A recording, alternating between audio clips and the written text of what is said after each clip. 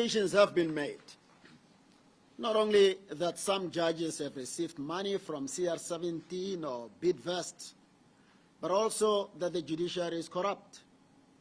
Mr. Natim Ngube showed me a tweet by someone who claims to have informed me of certain judges in the Free State High Court who have allegedly been captured by Mr. Ace Magashule, and that I did nothing about it. We have never received that information. I've been assured by all the provincial leaders of colleagues against whom disturbing allegations of corruption and capture have been made that those allegations are false. In the absence of concrete proof to the contrary, I believe my colleagues. Anybody with evidence to support these confidence-damaging allegations that any judge is corrupt or has been captured must stop hiding behind fictional identities or names in media platforms. Please, number one, make your true identity and contact details known to us and the South African public. Tell us which judge has been captured or corrupted and by whom.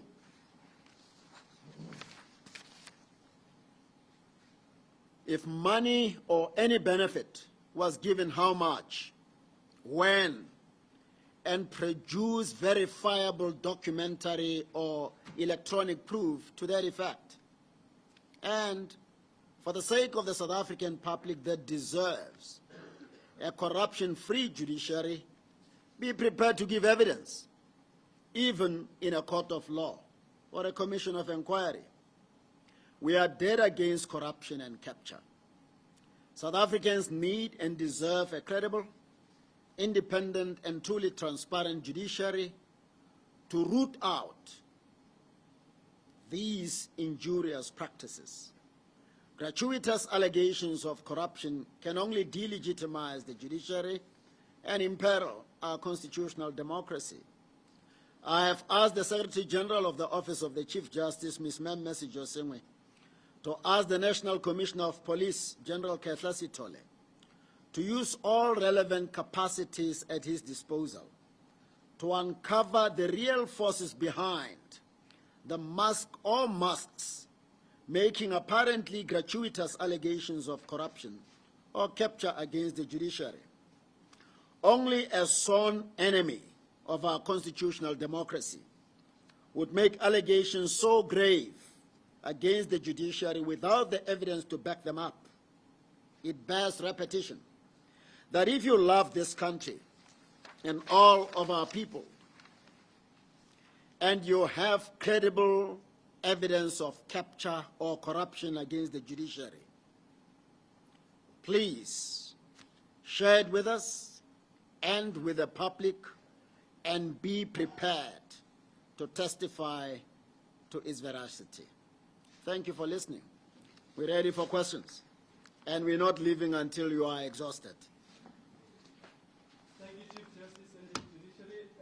We're going to take questions, colleagues. You know, you introduce yourself and the media house you represent. I've noted Ms. Mon. I don't see any other hand. Sir, I've noted you. In that order, and this is the last one, right? No, three. Okay, we'll come back to over to you, ma'am. Chief Justice, I'm sure you're well aware that certain utterances have been made by political leaders, most notably the EFF leader, Julius Malema, making adverse comments about female judges, which seem to strongly suggest that he was taking issue with the judges that have ruled in favor of Minister Manuel and Ramaphosa in the various matters involving the public protector. As the CJ, do you have concern about the kind of political utterances that have about judges? We've seen this in the past in 2015. And what you've said... Been seen? We've seen this in the past in 2015 when you had the meeting with then President Zuma. Then the other thing is, do you have any idea yourself where these social media allegations are coming from? Because they seem to be targeted at the judges who have ruled in favor of Trevor Manuel, Cyril Ramaphosa, and Pravin Gordhan. And then lastly, you suggest that, you seem to be suggesting that people who perpetuate this kind of narrative about judges, knowing that it is untrue, are effectively committing treason. Is that what you're saying? Thank you so much. You should take these ones first. As a matter of principle, we are opposed to any derogatory remarks against judges, female or males, regardless of where they come from.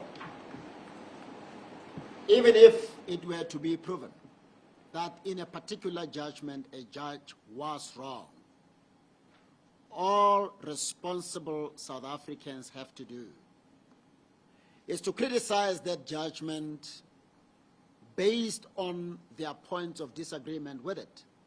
It ought never to be open to any of us to mock at judges, particularly female judges, in this era where people seem to think that it is open to them to treat women as they please. So regardless of who the attacker is, we are dead opposed to any attack against women and all of our colleagues. I don't know what has provoked some of the attacks that we've come across in the media. And I wouldn't want to speculate, but in case my colleagues have got something to add in that regard, I would ask them to.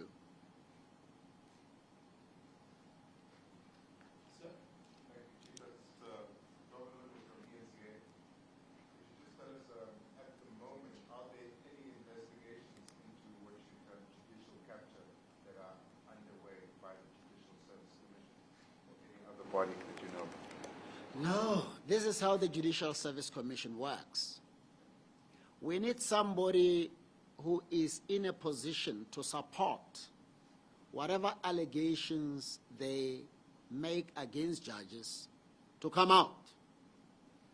But it would be most unfortunate to confront a colleague with allegations made by faceless people, because somebody needs to testify against the judge when allegations are leveled against them.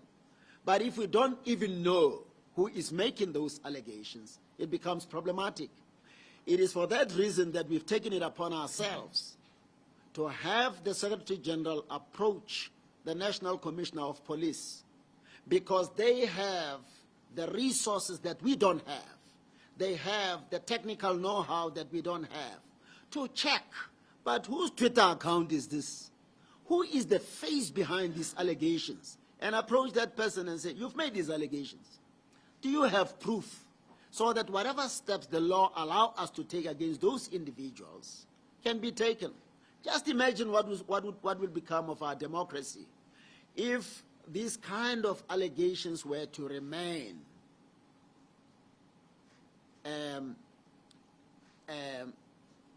unattended to. People will think that we know that they are true, and that is why we keep them quiet. Other people, for instance, might be critical of us for having called this press conference and say, you're now legitimizing these allegations, you're giving oxygen to things that ought to be treated with the contempt that they deserve. No. They have been coming and coming and coming, and from the look of things, it doesn't look like there's going to be any end to them. It is therefore necessary for us to challenge those who believe that they have evidence to say, well, in case we don't know enough, come up with your evidence. So to round up my point, we've approached the police. They are best placed to investigate. They must investigate, identify those behind the allegations so that they can be dealt with appropriately. Yep, sir. Chief Justice, and Miriam also from Newcam. I'm just following up on Karen's question regarding Mr. Malema. He's a member of the Judicial Service Commission, which does interview prospective judges for appointment. can you comment on his behavior specifically as a member of the JSC, and have you engaged with him on his utterances? And secondly, I think this trend on social media, is this anti-factual kind of fake news trend, is not about evidence. It never is. It is really about kind of people hiding behind personas, as you pointed out. And I'm just wondering, aside from the police, is there any attempt to get a hold of people like organizations like Twitter, etc., to try and find out what exactly is going on, who these trolls or bots are, and who's behind it? Thank you very much. Let me start with the last question. Speaking for myself, I'm so ignorant of how Twitter works because I'm not even in that space that I wouldn't know where to start. I wouldn't know who to approach and what kind of questions will help me to get to the bottom of the allegations that I seek to be investigated. I thought the police, because it's part of their training to investigate, and they also have forensic capabilities, I thought they would either know how to investigate this matter, or if they don't have the capacity, they would know who is best placed to help them investigate this matter. Now, so that is why we have not done anything ourselves, because we don't know what to do. We're not in the field of investigating. Now, I haven't engaged with Mr. Malema. Mr. Malema was deployed by another arm of the state, Parliament. And I believe that it's for Parliament to investigate whatever needs to be investigated against Mr. Malema. He is not answerable to me. He is answerable to Parliament and to the people of South Africa. The Speaker of the National Assembly, of which Mr. Malema is a part, is a member of the Judicial Service Commission, and I know her to be a person who is deeply committed to what the Judicial Service Commission is about. And I take it that she will do whatever is necessary, together with other members of Parliament, to look into whatever needs to be looked into. Are there any other questions?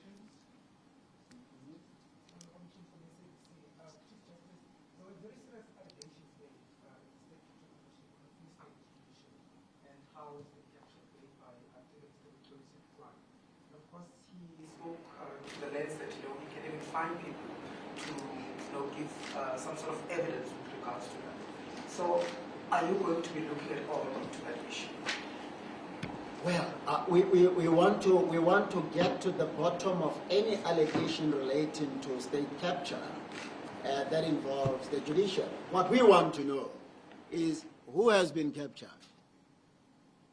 and what do you mean they have been captured? Were they given money? Very much in line with our statements, because it's easy to make allegations, my brother. What do you mean the judges have been captured? What happened? On which day? And to what end, if you know? We want somebody to come up like Mr. Dugwana and say, judges so and so and so and so and so and so have done this, that, and that, or they have received this money from so and so, or they were in regular meetings with this particular person, and this is what has been transpiring.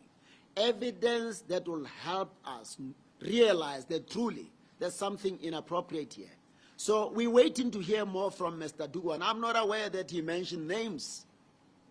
He just said judges. The judge president is here. JP, maybe you want to deal with that issue. Yes, thank you, Chief Justice. Come closer. I think when it comes to Mr. Dugwana, I've issued a statement on the 29th of August this year pertaining to his testimony at the State Capture Commission. He, in essence, made 2 points. The first one related to the defamation case that Mr. Ace Magashule lodged at the High Court in the Free State. And he insinuated that the wrong forum was used, or the Bloemfontein High Court was used, because the judges there are pliant and would give an outcome favorable to Mr. Magashule. I've looked at the matter. and I've said it in the statement. The case emanates from a statement that was lodged by Mr. Ngulana, who is the respondent in the matter, at the Electoral Court. Now, in terms of the rules governing proceedings in the Electoral Court, all original statements must be lodged at that court. And that court's seat is at the Supreme Court of Appeal, which is in Bloemfontein. And for that reason, Bloemfontein High Court had jurisdiction, or has jurisdiction, to deal with the matter. And those are the allegations in the matter. The matter is defended. Mr. Ngulwana, who's the respondent, filed a notice to oppose the matter. The second issue, one, he said the judges had business with the provincial administration when they were private practitioners. They were not judges at the time. Then he said judges' wives are doing business with the provincial administration. We have no names. None of the judges in the Free State Division, and I spoke to the judges, know of any of their wives who are currently doing business with the provincial administration. Again, it was just a gratuitous statement thrown out there, an innuendo without substance. Thank you. I didn't see any hands in there. Okay. I'm not with them. Then go ahead and say it.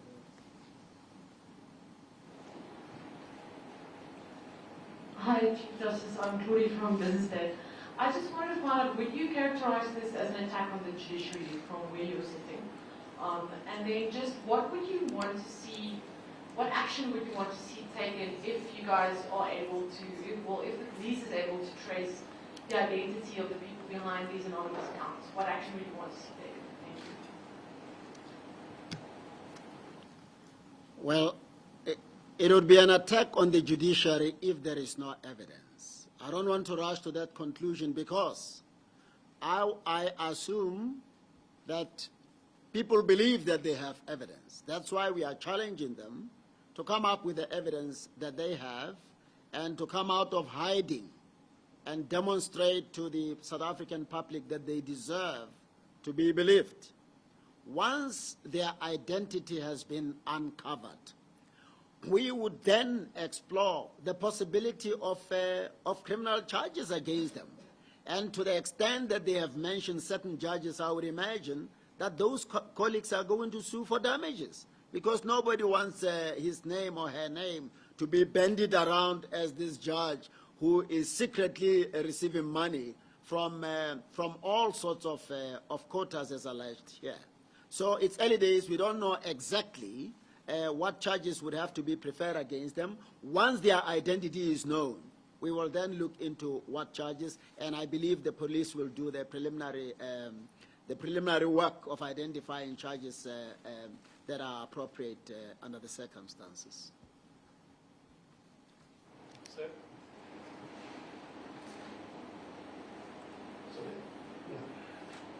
Chief Justice, my name is Mutsile Rahube. I'm a businessman based in Limpopo. We've been seeing you all the time, inviting us to come if we have information that we are still requesting. I have with me here information that I've documented, and that will show you the injustice we are experiencing as business people because of the shenanigans that's happening in your court. I don't know whether to hand it over to you now or later. Yes. Well, I hand it over, but before you step down, let me put these questions to you. Do you have names of judges who are involved in wrongdoing? Do you have evidence to back them up? Do you have the kind of evidence that says so and so received so much money from such and such a person on this day? That's what we need. Well, I do have concrete evidence. It is there. Yeah, it's there. That's what we need. And we are not going to hide it. The media, I'm inviting you to insist on receiving copies of the documents. We've got nothing to hide. So, in fact, you are free to share it with the media yourself. Here he is. Ask him to give it to you so that it doesn't look like we've corrupted information in some way. Thank you, sir. Thank you so much. That's what we need.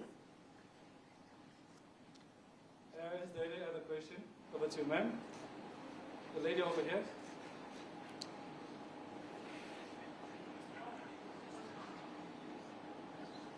Chief Justice, my name is Jeanette Chabanella from News 24. You mentioned the Judicial Service Commission. Now there has been a complaint against Western Cape Judge President Trope. Now 10 years later, nothing has been done. Now can South Africans have faith in the commission?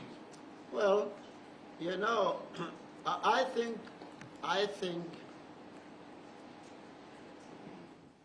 whether South Africans are to have faith in the commission in relation to Judge President Tlhope's matter or Judge Motata's matter, they need to look at the process. There is an assumption out there that because we are the commission, somehow we have the power to tell judges, because they are judges, you want to challenge the decisions that have been taken, you are not allowed. The right to approach courts, the constitutional right to approach courts when you have a grievance doesn't belong to you. We don't have that power. Every South African, even if it is me, when I believe that I have a legitimate case, is entitled to approach a court of law. Now, where is the Tlhope matter? Where is the Motata matter? The substantial part of the delays has been occasioned by one challenge after the other in the courts of law. And I challenge any lawyer, by the way, and the media to approach any lawyer to tell us what is it that we as the commission could have done that we have failed to do to accelerate the finalization of the matter. Because it's all very easy to look at things broadly and say, yes, you people say you are committed to addressing wrongs within the judiciary. The complaint was lodged during this year. Where are you? This happened, by the way. I think it was when Chaskalson or Langa was Chief Justice? Langa was Chief Justice.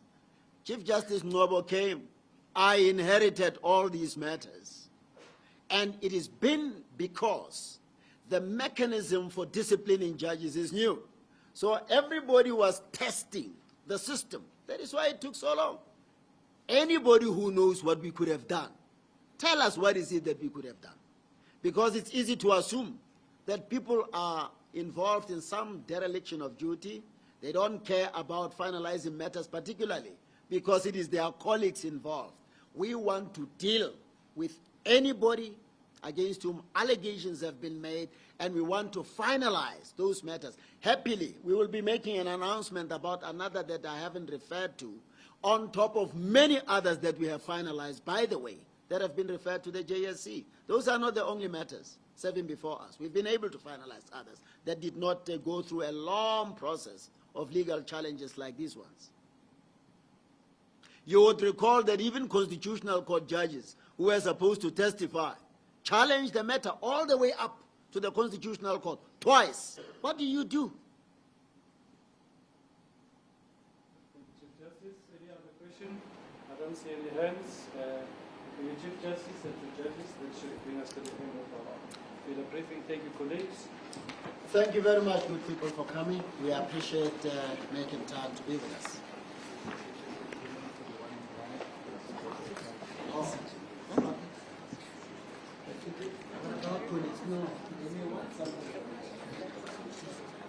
After taking this live, they want to ask questions from me to explain exactly what was said, even though it was live.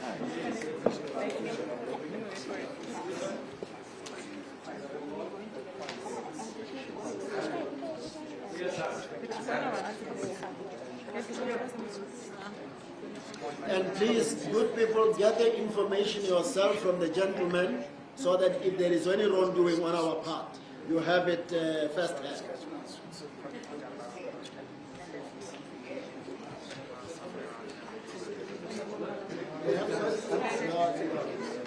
Is she busy? Those that have questions, where is she?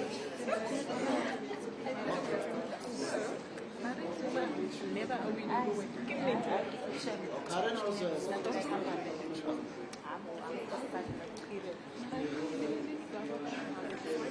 is there scenario?